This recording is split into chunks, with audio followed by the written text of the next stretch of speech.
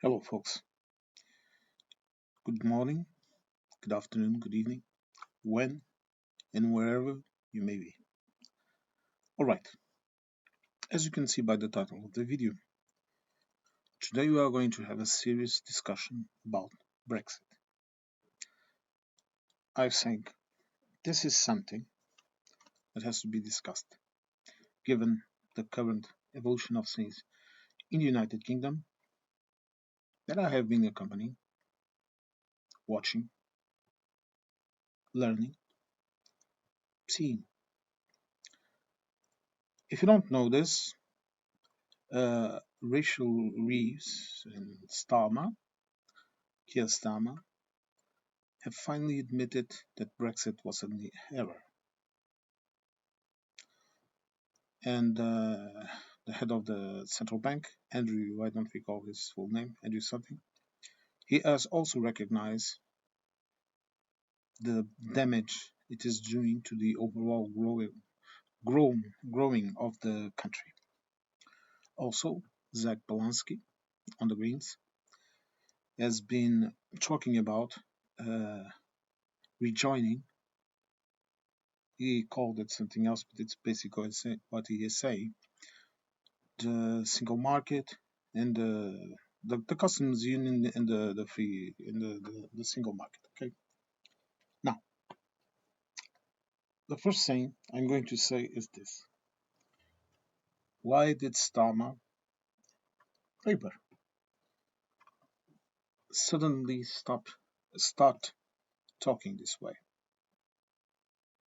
Okay, why didn't they went the route of Farage that says that this is not the Brexit is not working because this is not the Brexit that we were supposed to do, and we should have gone farther, even farther into our Brexit, even if he doesn't provide any kind of proof to back it up, any kind of plan. He doesn't even explain what he meant by that, okay? He just does what he always does and screams nonsense. Now, keeping it real, Starmer is doing this. Labor, let's call it labor. Let's not personalize things, okay? People in the United Kingdom like to personalize things, but I think you should not do that because a party is a unit. It's not a single person. Okay, the single person is just the visible face of a party that takes its own decisions and addresses its own path. Labour has stopped doing this because they are seeing that buttering up to the red wall votes and to the Tory votes, it's not working. Instead of voting Labour, they vote Reform. They go towards Reform. Not not as many as Mr. Farage wants, or not as many as he says, but this is what happens. So he now has to address all of those voters, Tories, that maybe even voted for Brexit and that now see the monumental cock up it was, and they voted for Labour in hope that they would change things, even if they didn't admit it. But it's what they wanted. Okay, they voted for Labour because they wanted to change in policies. They wanted to retrieve some of the benefits that the EU gave them. It's their selfish reason, but it's their natural reason because we are all humans. My only issue with all of this is that people simply seem to be unable to accept their own faults, seem to be unable to accept what their choices have made to their lives, and more than that, to the lives of their children. Because if you don't know this, you should know it. the older generation voted in mass for Brexit. Not all of them, of course. I know a couple of people from the so-called old generation that did not vote for it, but the majority, that's what they did. And this is the reason why Labour is doing it, to disarm Farage from his arguments, not fighting in the same type of blame where he is fighting, which is immigration increased due to Brexit. Yes, it did. So resentment grew in those fringe groups that grew louder, and it's like a disease, it spreads. Okay, and all of this dynamic was only benefiting the far right. Now, as far as I can see, the media is still supporting Farage. And Farage, of course, still has his little buddy Musk fully behind him. Musk continues with his Shakira law nonsense. Shakira law, for God's sake. You know who Shakira is? Go watch her dance. And all of this crap. But by doing this, Labour is being quite actually smart because they know that the Green Party won't have the capability of, uh, even with Zach Polanski, they won't have the ability to do more than steal votes from the Liberal Democrats and from Reform, from the Tories, and from a couple of Labour seats. Okay, but Labour knows that if they have this attitude, they will weaken their opponents. Now let's address the actual subject of rejoining. Now, politicians in the United Kingdom know perfectly well the preconditions to even apply to the EU. They know it. They know also that their economy is completely fucked up, pardon the term, and that there is no way they would ever be able to return to the Eurogroup, hmm, to the Eurogroup without serious changes. The city is the international capital for money laundering. And this is no allegation. This is the reality. I'm not saying it's not covert. I'm not saying that the British government is uh, condoning or approving these type of things. They're just not looking. And if in English law that is not a crime, in so-called continental European law, omission is a crime in this form. I know there are also forms of omission that are a crime under British law, but continue. They also know that they have a lot of things in their economy, in the laws that are similar enough with European EU, let's call it EU law, to enable things to change in a seamless way.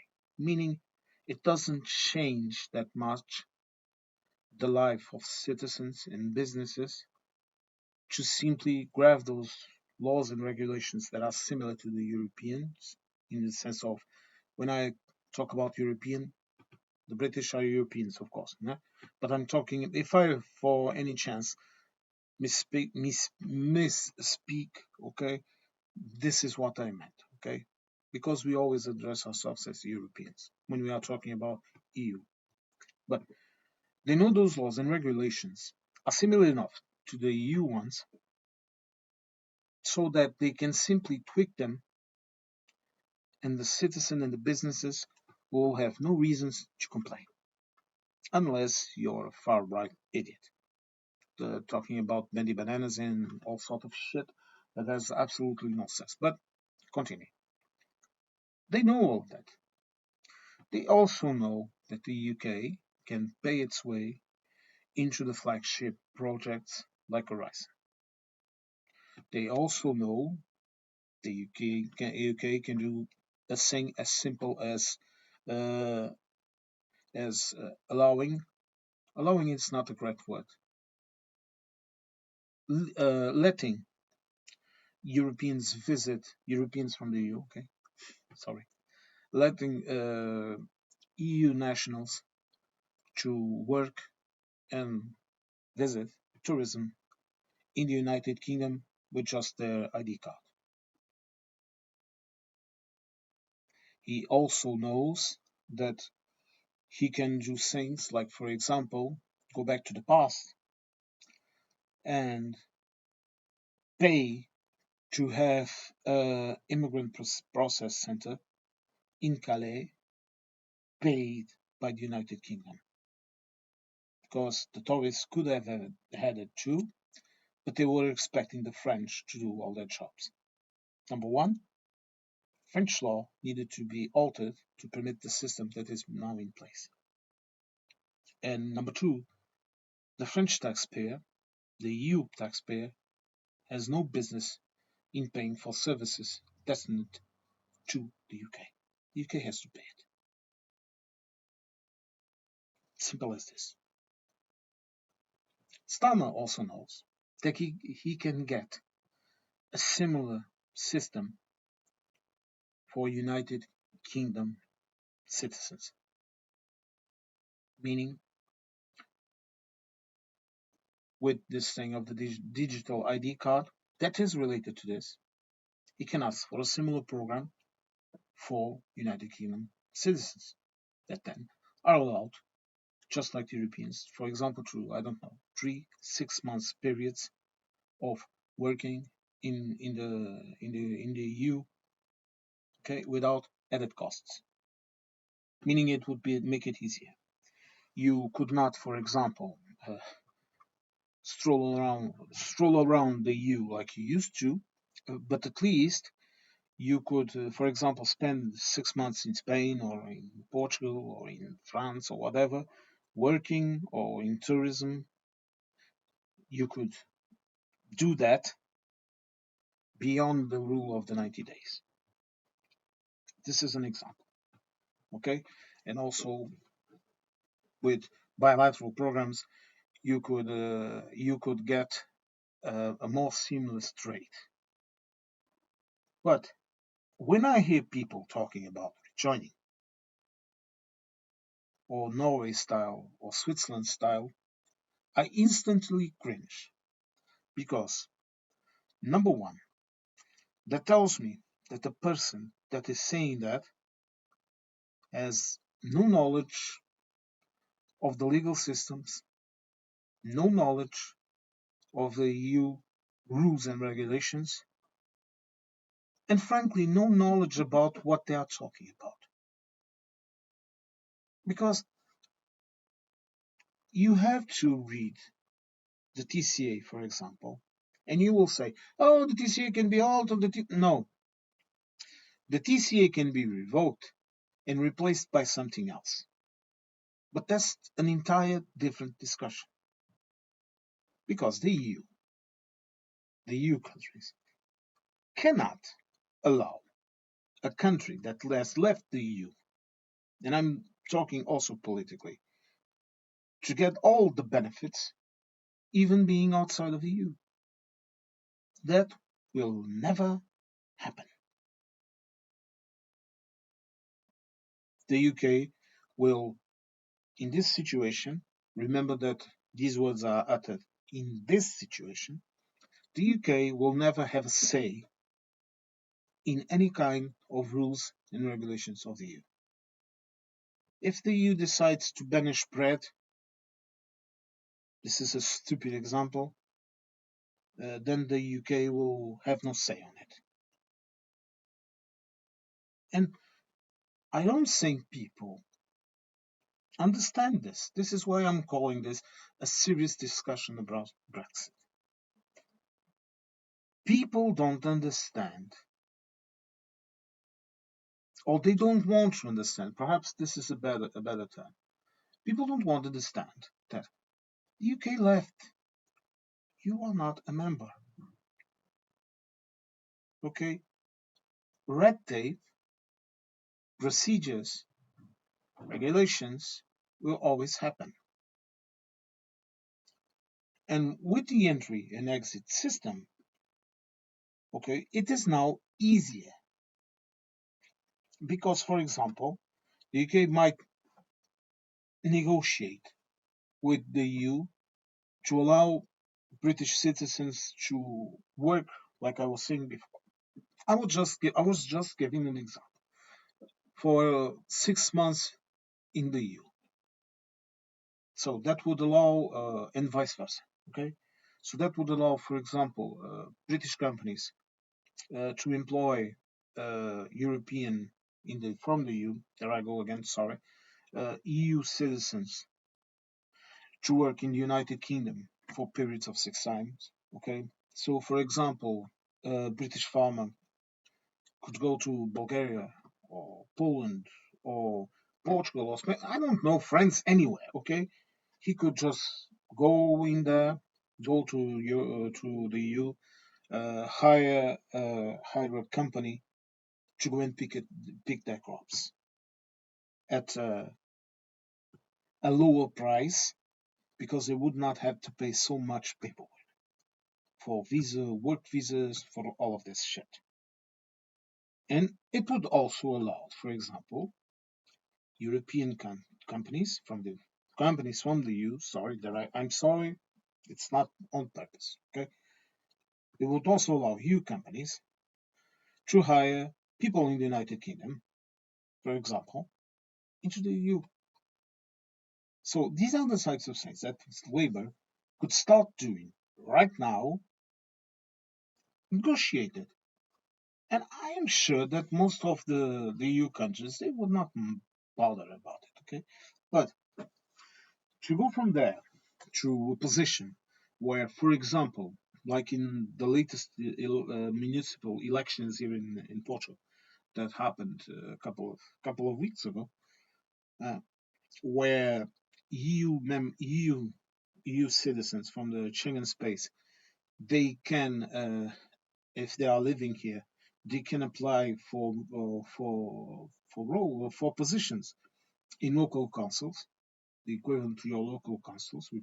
Around here, there are municipalities.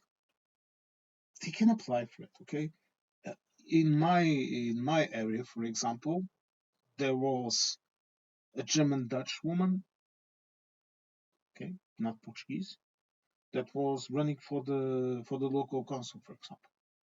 And this is very common. Okay, in my hometown, for example, one of the members of the local junta is I think he's British Irish. Okay, but he has Irish nationality, for example, or he was a couple of years ago. Okay, right, couple of 2-3 years ago. Because right now I frankly don't remember because these are the types of things I really don't bother about. Okay, it's normal.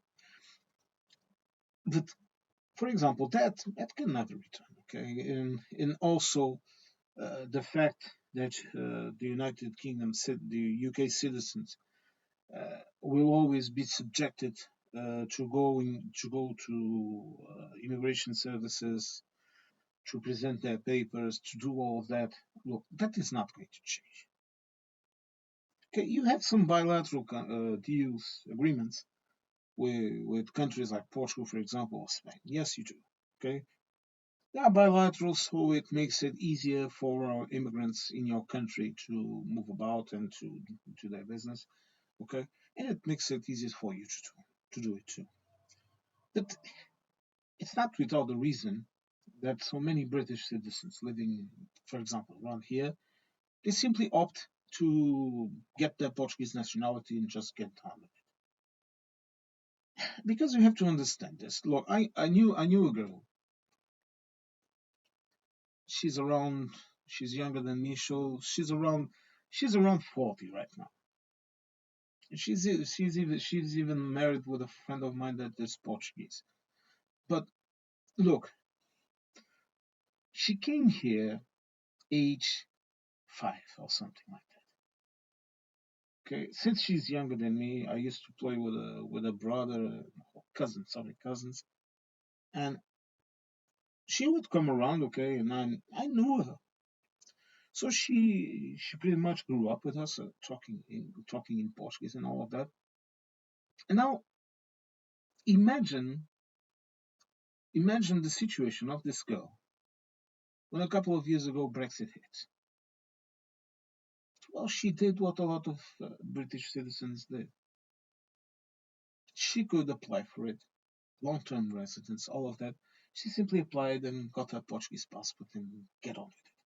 She only kept the dual nationality because her mom begged her to do it, because she didn't even like that much to go back to the UK. She called it, I don't remember the words, but something like grey and dull. Okay, whatever. She's a nice person. I like her. Now, what I'm trying to say here is this.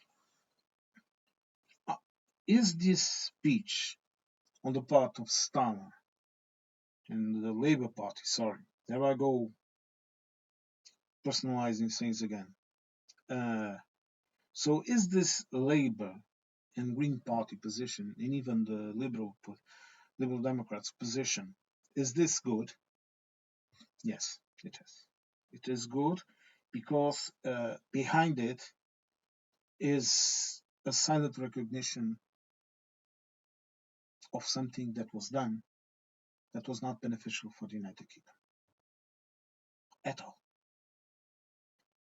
But is this going to magically return the United Kingdom to the EU? No. But is it possible? Yes.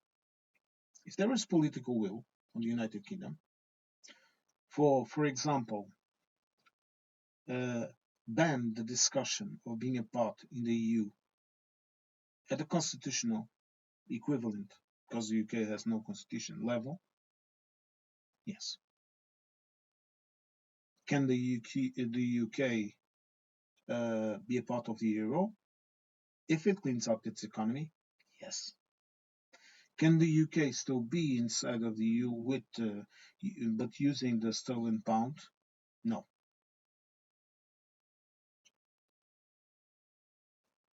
The Eurogroup will not allow it for two reasons. Number one, because if the UK enters in the euro, it will be subjected to the strict budget and economic uh, rules of the Eurogroup. This means it will have to control its deficit. It will have to control the amount of debt in which the country goes through. It will have to control things like, for example, the salary of political responsibility, political parties, political entities inside of the parliament, like for example, like the MPs, their expenses, the amount of things that they can charge the state with. Okay, it will have to make things clear, like for example, public procurement. All of those rules will have to be implemented. Okay, this is the first tier, and the second tier is to regulate the fiscal paradise, like for example the Isle of Man and all of that, and the city. Okay, this would mean that a lot of the money that is financing Mr. Farage, for example, would have to go. It could not be inside of the Eurogroup influencing the evolution of the European economy. These measures of protection is what is protecting the European economies from the shit show that is happening in the United States right now. As you can see, okay, the euro has not been devalued. Have you looked at the dollar? Last time I saw uh, a dollar was at about 86 cents of a euro. It was completely crashing down. 10%, I think. And not just that, the value of the debt of the UK, UK, US, all of it. But let's not get into it. But as you can see, things are possible. Imagine that the UK came to Brussels, talked with the other European countries, and said, "Look, the first thing any decent prime minister in the UK would say is this: Look, we fucked up. Okay, our economy is ruined. So be honest. Okay, we're willing to make the necessary changes to allow a slow return into the European market, into the customs union, into all of that. So let's discuss if you are willing to listen to us. This would be very important. And the UK might hear a no from a couple of countries that then would have to be discussed. But this is possible. Understand this, okay? It's possible. Look, politics and economics, okay, they are not human relations. I keep saying this, and you have noticed that I always say in my videos that economics knows no emotions. Decisions taken on economy using emotions, they do not end well, because you cannot wish something to be good. You have to make something to be good. This is why I don't understand people that live in unicorn lands, okay, and wishful thinking. And some people say, "Oh, you are not being flexible in this." No, my friend, you cannot be flexible about uncertainty. Emotions are dangerous advisors. If you let your understanding of things to be clouded by emotions, if you do not foresee the facts, if you do not calculate things, look, it's as simple as this. There's a bridge that is almost falling. You either think things through and go on slowly, step by step, to make sure that a part of the bridge is not going to fall with you on it, and you see where you can cross and where you cannot cross, instead of let's go, and you start walking down the damn bridge until something collapses under your foot and down you go. Okay, you cannot have this type of thinking. And Brexit was exactly that. It started with an attempt of blackmailing the EU to accept more lax rules on economy, okay, to the UK. And this time, the EU said no, because no one wanted a rerun of the damn austerity and of the damn crisis that people like myself lived. Do you think it was easy? Do you think it was easy, for example, to have a freeze in your pay for about 3 years? Do you think it was easy to pay triple for gas and for everything because your money was worthless? Do you think this was easy? It's not easy now. Imagine that. But now at least things are a bit more stable. But and the people in the UK say, oh no, no, no, no. And then all of this time, all listen to me closely. All of this time, the United Kingdom has been living on borrowed money. Borrowed money that you and your economy will have to pay someday. That you are already paying. Because you simply cannot produce enough wealth to pay for such an astronomical debt. This is why when you hear news of Europe of austerity here, and you call it austerity and you call it this without fucking knowing what you are talking about. Look, I listened to a couple of British so-called economist YouTubers that don't seem to have a clue about what they are talking about. They talk about chaos in France when it's something normal. It's normal in a democratic country, okay, for a government, pardon me, to fall. The state, the French state, continued to work.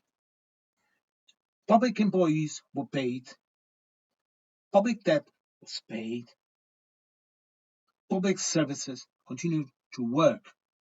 This is not the United States, where a shutdown has sent military into the food banks. In France, like in Spain, like in Portugal, like in Germany, like in the Netherlands, like in Belgium, whatever, like even in Norway, that's not even in the EU, but it's in the single market and the customs union, in Switzerland. Services continue to work. The state continues to work. The borders are monitored. There is something in charge, okay? Everything continues to work. The only thing the states don't do in these periods, is take decisions like, for example, initiating public works. If they are ongoing, they continue to work. But other than that, the state does not freeze. Okay? And I see these people talking about the European economy and talking about, oh, the French government falling down, now the economy is going to crash and this and that. And I think these people, if they are smart enough to know what they are talking about, then they are being paid by someone to say that. You see where I'm going? They are being paid. Who is paying? I don't know. I don't care. My role, my humble work, my humble role, sorry, like other much more qualified persons than me that are saying this, I see them in the news saying this, is to say, shut up, you are a fucking lunatic.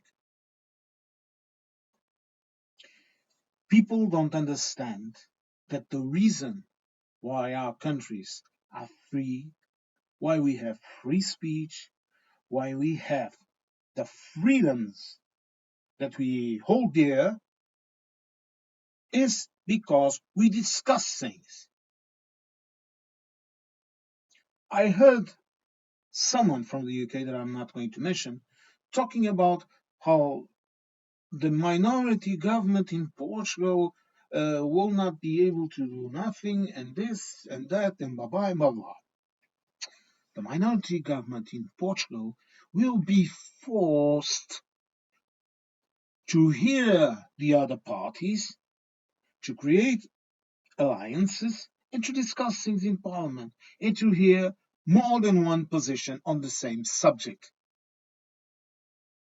For example, right now we have a more harsh nationality law and immigration law.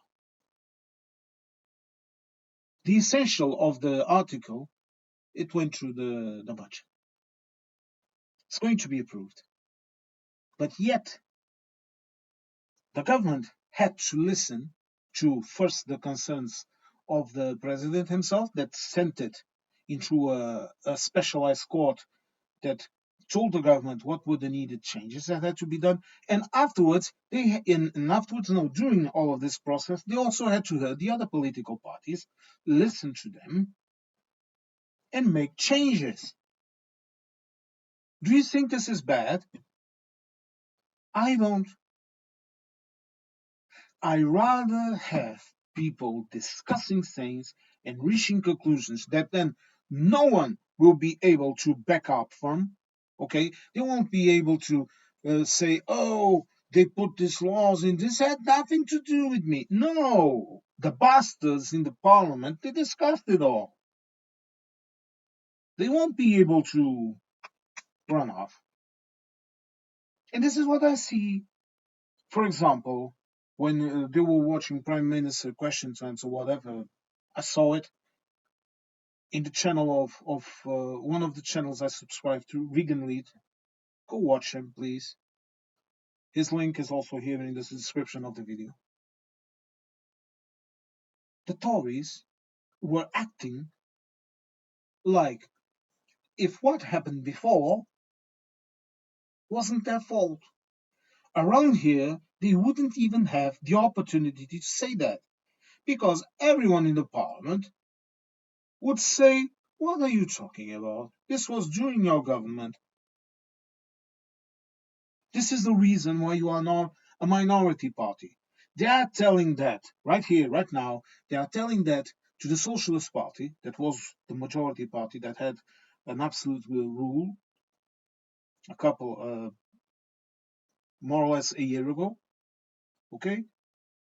They are now saying that to the Socialist Party. Whenever they start talking about this, the other parties, including the party that's in power right now, is saying, "Well, that is the reason why you are now the third force in parliament. Not even the second, the third. Because you did shit. You did not comply with your promises. You failed." And they failed. Okay. And I'm not going to sit here and say all they did was bad. No. No. That is absolute lie. Yes, they did a lot of good things. But for example, in the question of immigration, in the question of housing, that we are living in the damn crisis created by them, they are to blame. They are to blame for that. They are to blame for not doing things properly. They are to blame for the backlog in the immigration office. They are to blame for the thousands of people, okay, that we are now deporting. And no worries, okay, we don't send ICE agents hunting people. We send them a letter and allow them to leave. And then they cannot, without a permit, they cannot work, they cannot rent, okay, they cannot do absolutely anything. So they will have to leave. Because unlike the United States, where you don't arrest people that are employing illegal aliens, like you call them, stupid term, immigrants are still people, okay? We don't do that.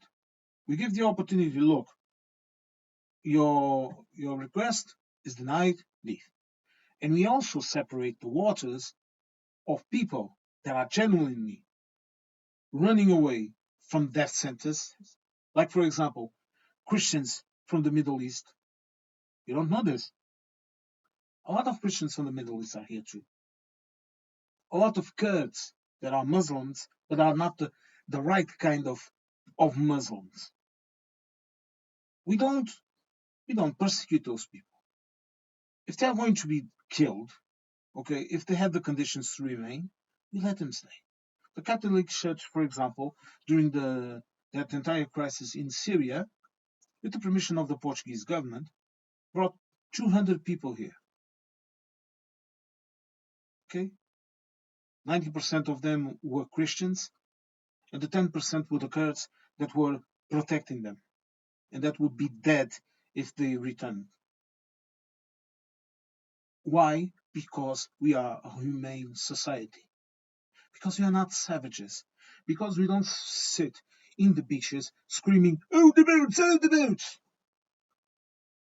You know what we do to the boats? I have said this in the comments often.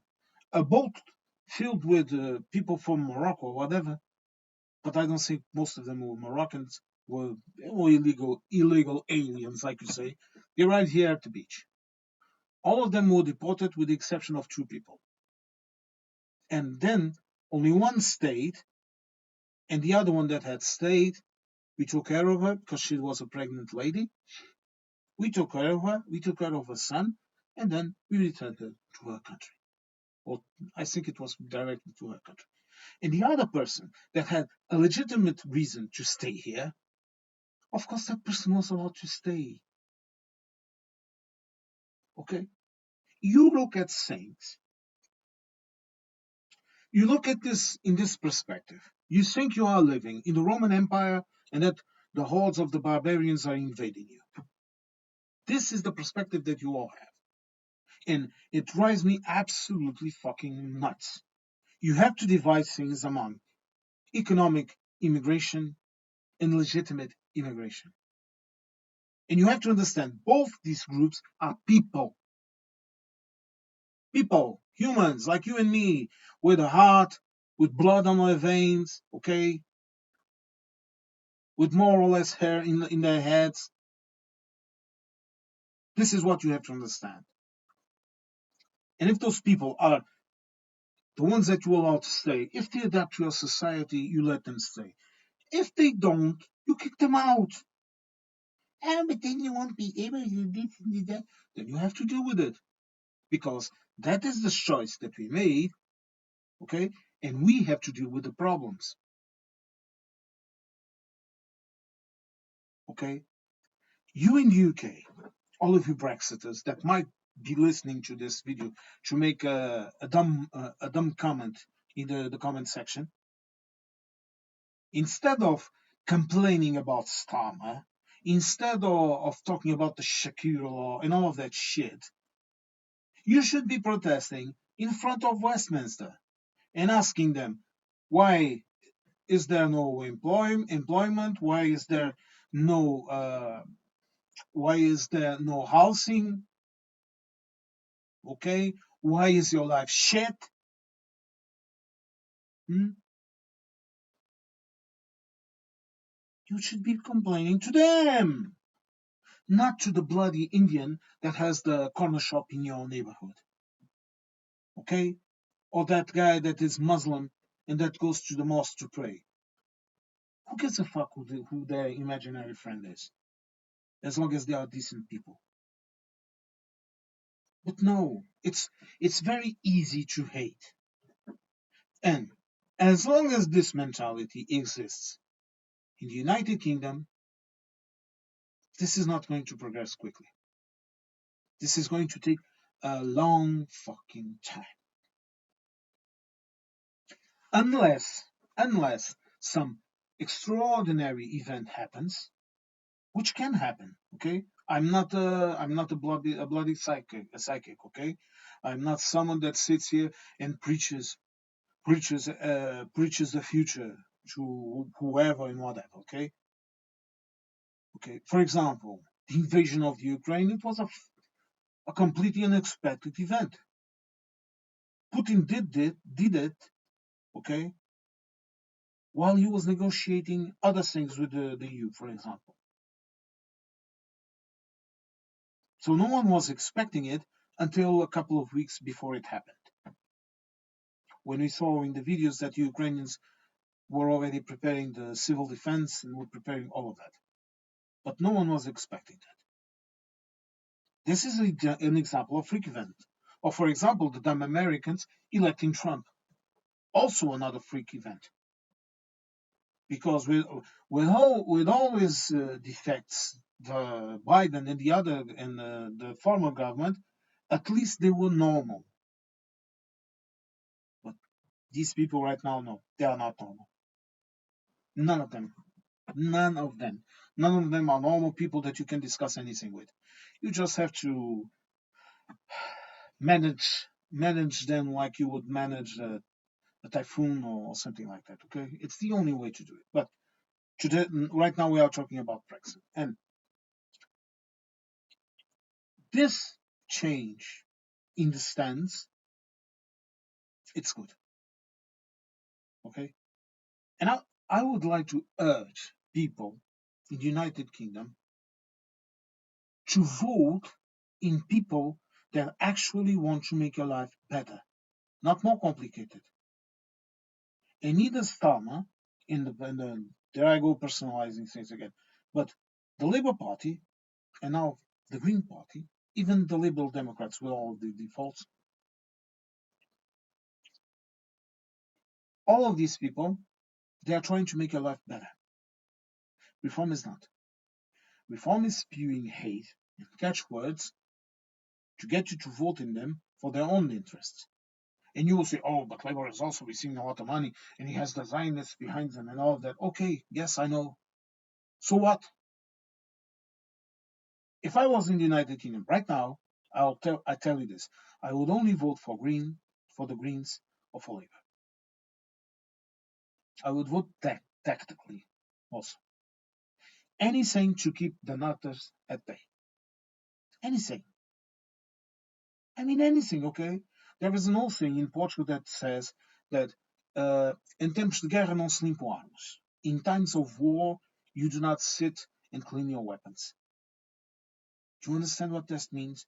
It means that you cannot stop and thinking about useless things and get yourself, your mind, your vision blurred by the things that you need to see and that you need to achieve. So don't be very quick and say, oh, this is too little or this is too much or whatever. No, think about the advantages that this might have to your life. Imagine this. Hmm? Imagine this. You have an ID card or that digital card or whatever you want to call it. You have an identification, okay? And for example,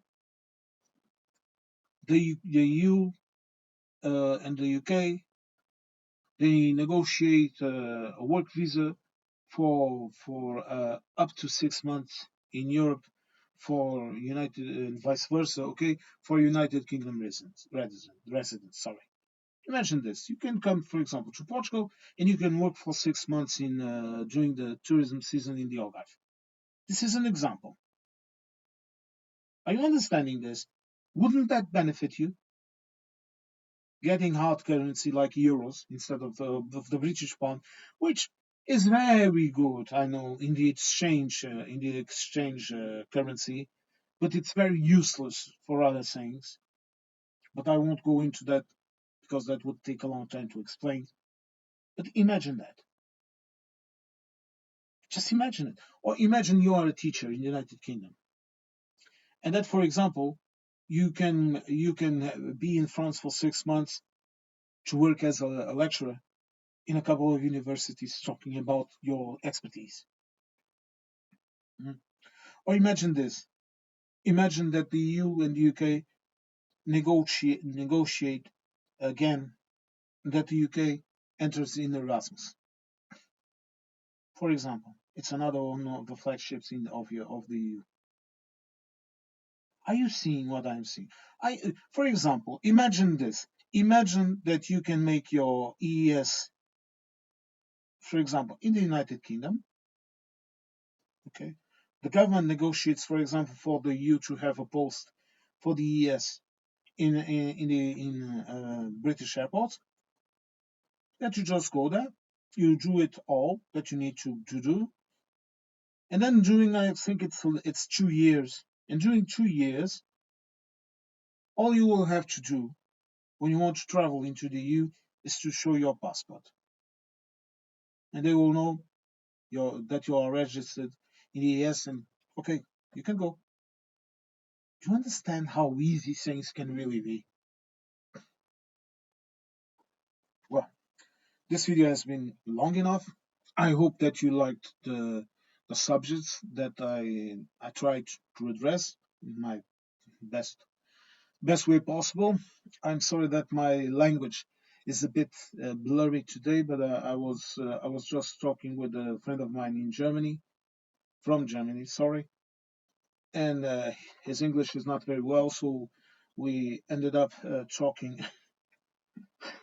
ended up talking in a mix match, how you say it, mix match, or of German, English, and Portuguese.